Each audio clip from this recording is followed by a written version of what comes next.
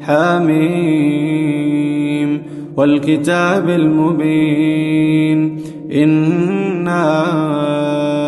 أنزلناه في ليلة مباركة إنا كنا منذرين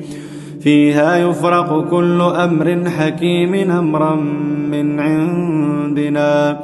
إنا كنا مرسلين رحمة من ربك إنه هو السميع العليم رب السماوات والأرض وما بينهما إن كنتم موقنين لا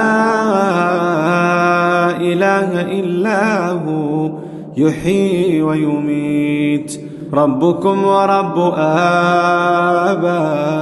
آبائكم الأولين بل هم